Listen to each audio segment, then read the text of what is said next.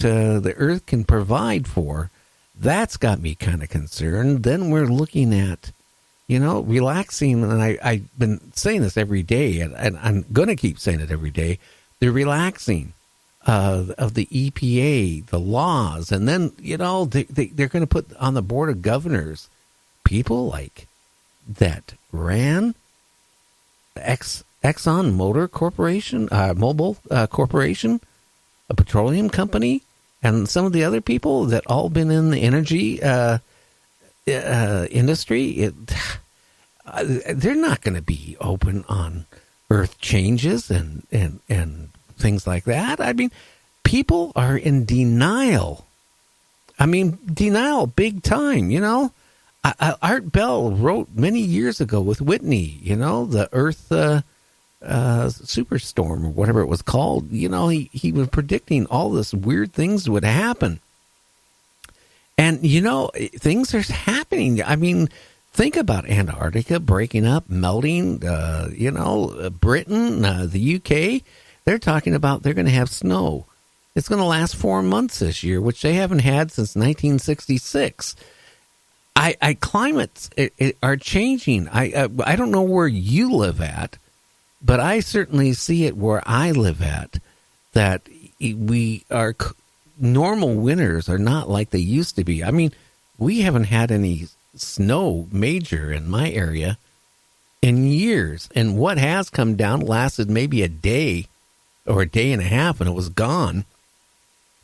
It is scary because when I was a kid growing up in the Seattle area, I couldn't wait for around before Christmas and after Christmas. I always could count on a week or two of snow and not have to worry about going to school.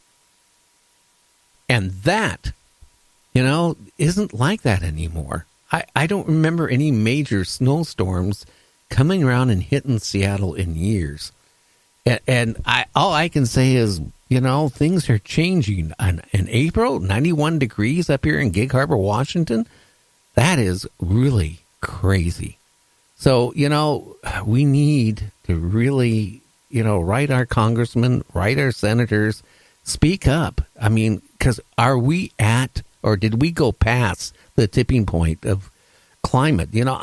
I'm at the age where I really, I could keep quiet and not worry about it. But I got my kids now, which they are around 25 to 40 years old, but they have their kids, my grandkids, and I'm worried about them. Well, a 5-year-old now and a 3-year-old now, what's going to be like when they're 30, 40 years old? I mean, are we going to have to wear some type of a breathing device to go out in the city? Let alone it's New York. Are they going to be underwater in 10, 15 years from now or sooner? I don't know. Florida, I don't know. If you buy property in Florida, buy it on the idea of flipping it, because I certainly wouldn't want to buy it as a investment. Hurricanes are getting way stronger. And then the Midwest, where they have the tornadoes coming through. Again, they're getting more of them earlier. Something is going on. I mean, we can't keep polluting our planet like we're doing and not expect, it's just like if you go in the house and you turn your gas on and don't light your burner, what's going to happen? You're going to die from the gas. Well, we're killing ourselves. Logging off the Amazon, dumping on the news today from the reactors.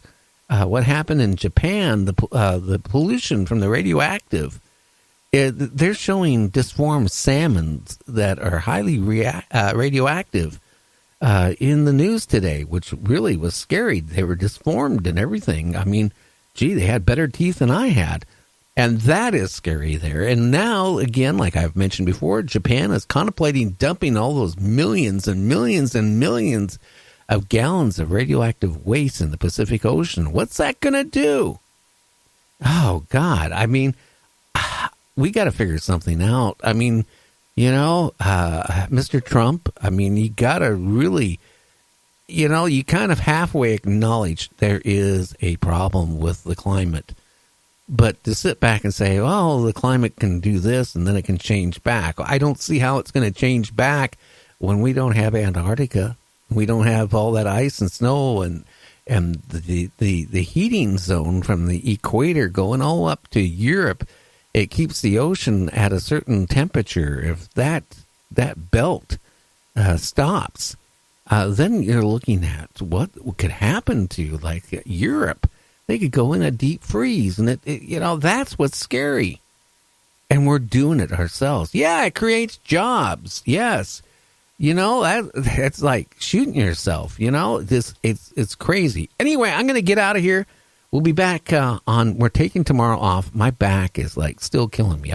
For the people who don't know what happened, I was going up our wood staircase, which is probably about 40 some feet long. It kind of curves and then goes up to the house.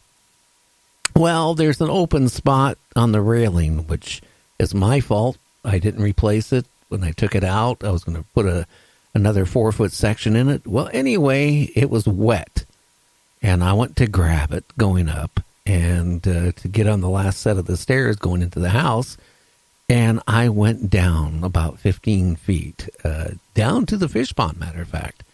It's funny, though. I got up, and going, wow, I didn't hurt myself. I went in here and did some bookings, and I went to get up to go to the bathroom, and I couldn't even hardly stand up. And right now, if we're 66 years old, I now know what a guy 95-year-old feels like. Anyway, we're out of here. We'll be back on Monday. We're going to be talking about UFOs on Monday. We have Mary Joyce on next week talking about UFOs, Bigfoot sightings, and all that stuff. You asked for more shows on UFOs and aliens. We're going to give it to you. Share us on your media. Let people know about Night Dreams Talk Radio. And check out our web at www.nightdreamstalkradio.com. Well, anyway, I'm out of here. Everybody, have a great night.